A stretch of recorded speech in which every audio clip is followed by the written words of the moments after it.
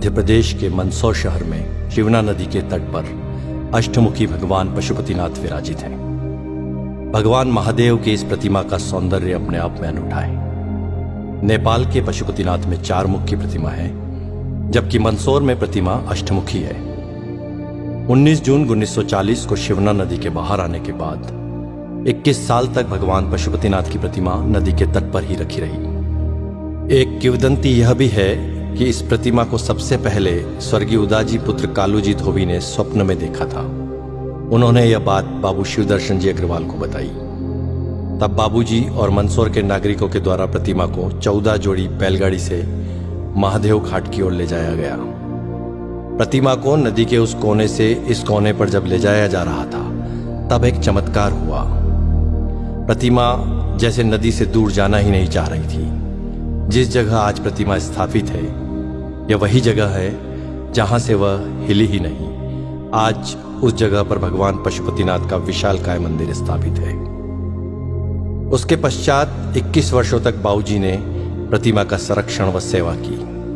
बाद में चैतन्य आश्रम के स्वामी प्रत्यक्षानंद महाराज ने 23 नवंबर 1961 को इसकी प्राण प्रतिष्ठा की। 27 नवंबर को मूर्ति का नामकरण पशुपतिनाथ कर दिया गया। उसके बाद भव्य मंदिर का निर्माण शुरू हुआ। प्रतिमा का इतिहास।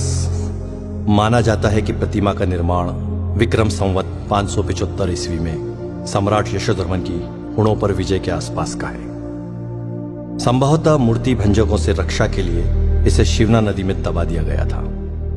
अनुमान के अनुसार अज्ञात कलाकार ने प्रतिमा के ऊपर के 4 मुख पूरी तरह बना दिए थे, जबकि नीचे के 4 मुख निर्माणाधीन थे।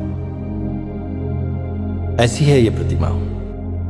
प्रतिमा के 8 मुख हैं। ऊंचाई 7.3 फीट है। इसकी गोलाई 11.3 फीट है और इसका वजन लगभग 46 क्विंटल है। प्रतिमा के 8 मुखों का नामकरण भगवान शिव के अष्ट तत्व के अनुसार है। हर मुख के भाव व जीवन काल भी अलग अलग हैं। शर्व, भव, रुद्र, उग्र, भीम, पशुपति, ईशान और अंत में महादेव। यही अष्टमूर्तियां पृथ्वी, जल, अग्नि, वायु, आकाश, यजमान सूर्य और चंद्रमा को अधिष्ठित किए हुए हैं। भगवान पशुपतिनाथ महादेव का पूर्व मुख। पूर्व मुख जीवन की बाल्यावस्था का प्रतीक है। घुंघराले बाल, मोर पंख धारण किए, नाग नागिन का जोड़ा, कुंडल के रूप में भुजंगमाला पहने शिव एक बालक के समान लगते हैं, एक दिव्य बालक के समान। पूर्वामुखी यह मुख पूर्णतः शांत एवं आत्माराम सा लगता है। ऐसा प्रतीत होता है मानो भगवान शिव योगेश्वर के रूप में ब्रह्मा में लीन होकर समाधि अवस्था में संपूर्ण विश्व को स्वयं में देख रहे हो। शांत मुद्रा में ध्यानस्थ भगवान शिव के सिर पर जटाओं की ग्रंथि मालाएं हैं। गले की माला में जहां पुष्प है, वहीं 2 सर्पों की माला भी इस कलात्मक ढंग से सुशोभित है। ये दोनों कर्णाभूषण के रूप में कानों में लटकते हुए कुंडलों में से निकलकर अपने फनों को ऊपर उठाए हुए हैं। इस प्रकार ये दोनों कण समाधि अवस्था में लीन साधक की निश्चलता, दृढ़ता और तत्परता के हेतु 2 सजग प्रहरी के रूप में प्रतीत होते हैं। बड़ा अद्भुत है यह रूप भगवान पशुपतिनाथ का। भगवान पशुपतिनाथ का दक्षिण मुख। दक्षिण मुख जीवन की किशोर अवस्था का प्रतीक है। साथ ही यह श्रृंगार रस की मुद्रा में है। दक्षिण मुख सर्वाधिक सुंदर एवं अति रमणीय है। इस मुखमंडल का श्रृंगार जिस कलात्मक श्रेणी से किया गया है, उससे ऐसा प्रतीत होता है कि श्रृंगार रस के समस्त तत्व सजीव एवं साकार हो उठे हों। अनुपम केश कलाकृति से युक्त मुकुट के मध्य में सुहाना नाग शिशु है, जो कलंगी तुर्रा जैसा है, एवं एक और चंद्र रेखा। यह सामंजस्य मुख की अलौकिक सुंदरता में अभिवृद्धि कर रहा है। गले में लघु सर्पद्वय की माला एवं रुद्राक्ष की माला है। कानों में कमनी कुंडल हैं, नेत्रों में रस भरी मादकता है तथा मुख मुद्रा में मंद मंद मुस्कान है।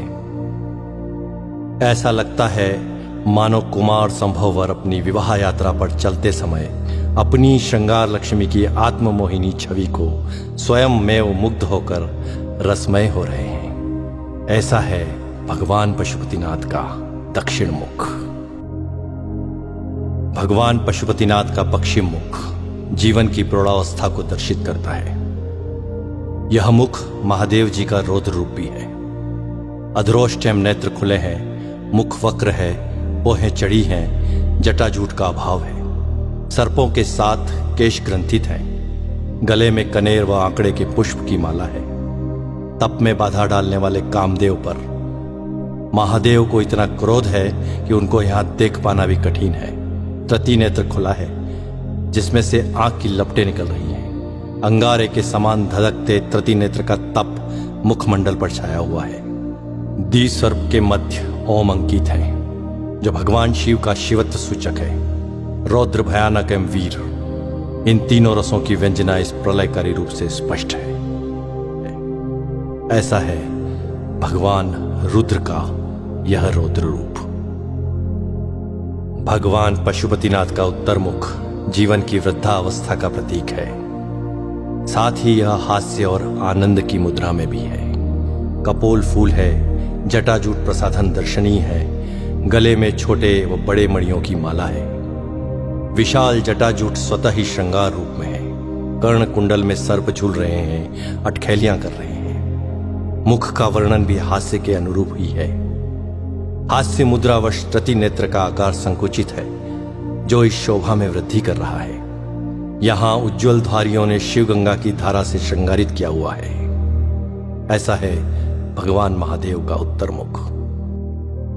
एक और जहां प्रतिमा के चार मुख जीवन की चार अवस्था बाल्या, किशोर, प्रौढ़ और वृद्धावस्था को दर्शाते हैं, वहीं दूसरी ओर जीवन की चार व्यवस्थाएं धर्म, अर्थ, काम, मोक्ष को भी परिलक्षित करती है।